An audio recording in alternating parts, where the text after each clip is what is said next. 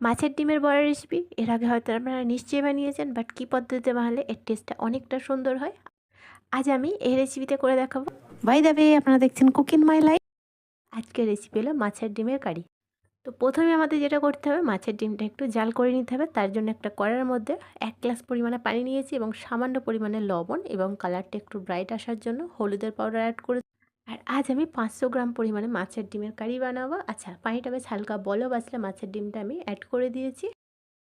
ঠিক যখনই দেখবেন মাছের ডিমটা দেওয়ার পর পানিটা বেশ ভালোভাবে বলক এসে গিয়েছে, ফুটেছে এবং দুই ধারটা কালার এসে গিয়েছে, ব্যাস আর ঠিক তখনই বুঝবেন যে আমাদের মাছের ডিমটা বেশ ভালোই জাল করে নেওয়া হয়ে গেছে। এরপর পানি থেকে ছেঁকে নিয়ে একটা মিক্সিং বাউলের মধ্যে অ্যাড করে দিন। ঠান্ডা হলে ডিমটা একটু ঝুড়ো ঝুড়ো করে নিন। এরই সাথে অ্যাড করতে হবে একটা ডিম, কুচানো মরিচ, মানে কাঁচা মরিচ 4 থেকে 5টা আমি নিয়েছি। ঝালের পরিমাণটা মাইনাস প্লাস করতে পারেন। কুচানো ফ্রেশ ধনেপাতা কুচি, এর সাথে 3টা কুচানো পেঁয়াজ অ্যাড করলাম।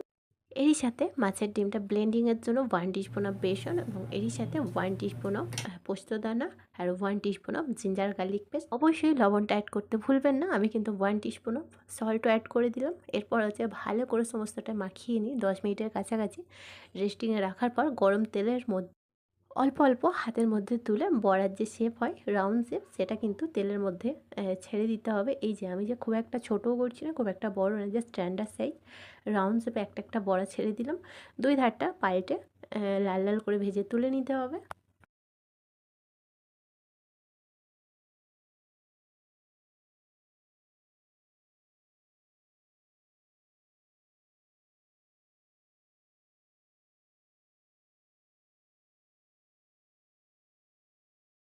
আচ্ছা, সমস্ত বড়াগুলো যখন ভেজে তুলে নেওয়া হবে, এই একই তেলের মধ্যে লবণ এবং কালারের জন্য একটু হলুদের পাউডার অ্যাড করে দিন এবং আমি ডুমো ডুমো সাইজের আলু কেটে রেখেছি ওই 250 পরিমাণ মতো।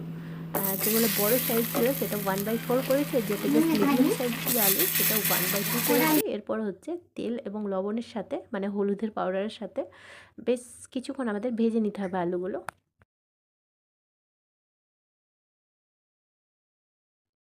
আর ঠিক যখনই দেখবেন আলুর কালারটা বেশ লাল লাল হয়ে এসছে, তখনই কী করতে হবে, এই তেল থেকে ছেঁকে ছেঁকে একটা প্লেটের মধ্যে তুলে রাখতে হবে।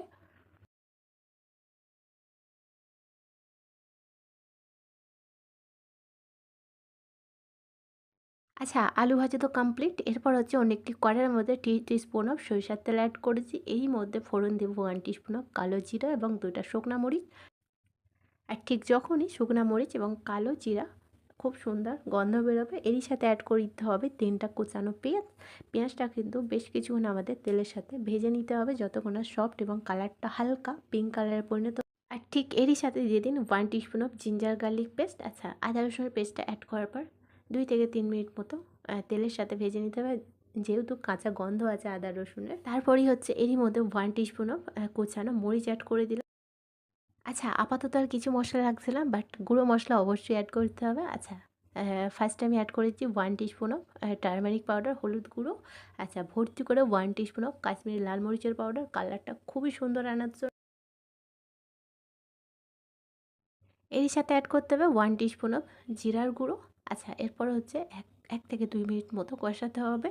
আর 2টা টমেটো আমি পিউরি করে রেখেছি, সেটা আমি অ্যাড করে দিলাম। আচ্ছা, টমেটো পিউরিটা অ্যাড করার পর কিন্তু 6 থেকে 7 মিনিট মতো কষাতে হবে, যেহেতু টমেটোর মধ্যে এক্সট্রা অনেকটা ময়েশ্চার বেরোয়। যতক্ষণ না ওটা কমে যাচ্ছে এবং তেলটা উপরে ভেসে আসছে, দেখতেই পাচ্ছেন গ্রেভিটা কতটা টেক্সচারটা কমে গিয়েছে আর তেলটা ভেসেও এসছে। এর মধ্যে অ্যাড করে দিলাম ভেজে রাখা যে আলুটা। আচ্ছা, যেহেতু ভেজে রাখা আলু, খুব একটা কষানোর দরকার নেই। ওই ধরে রাখুন 7 থেকে 8 মিনিটের কাছাকাছি কষালেই কিন্তু আলুর সাথে গ্রেভিটা একেবারে মিশে যাবে।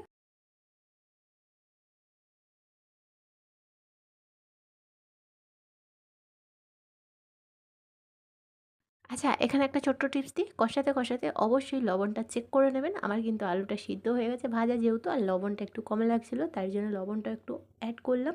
আর যেহেতু আমার ফাইনালি কষা হয়ে গেছে, এর মধ্যে পরিমাণ মতো পানি অ্যাড করতে হবে, কাছাকাছি দেখুন 1.5 গ্লাসের কাছাকাছি। আর আচ্ছা, এই কারিটা কিন্তু খুব একটা ঝোল হবে না, খুব একটা যে মাখা মাখা হবে সেটা না, একদম যে মিডিয়াম যেটা, মানে ঝোলও না মাখা মাখাও না।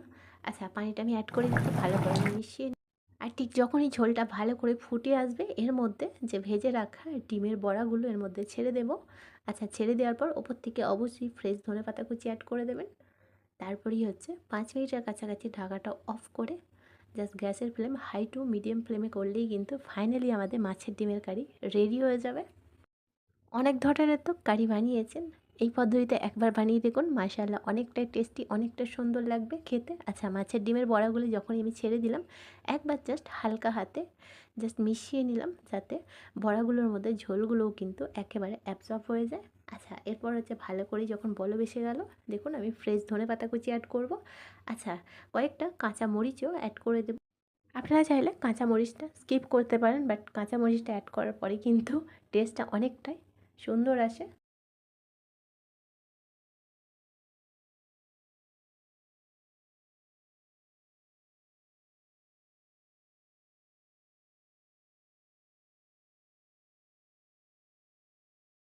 আচ্ছা, মাছের ডিমের কারি কিন্তু প্রায় আমার শেষের পথে। লাস্ট ফিনিশ করবো আমি কাঁচা মরিচ এবং ওপর থেকে সামান্য পরিমাণে গরম মশলার গুঁড়ো দিয়ে। তবে হ্যাঁ, এই যে ঝোলটা আছে একদম পারফেক্ট ঝোল আছে, নামানোর পর ঠান্ডা হলে কিন্তু একদম গাঢ় গাঢ় ভাব চলে আসবে। আশা করছি প্রত্যেকটা রেসিপির মতো এই রেসিপিটা আপনাদের কাছে অনেকটা ভালো লেগেছে। ভালো লাগলে প্রত্যেকবারের মতো আমাকে কমেন্টে জানাতে ভুলবেন না। বাই দ্য ওয়ে, আপনারা দেখছিলেন কুক ইন মাই লাইফ।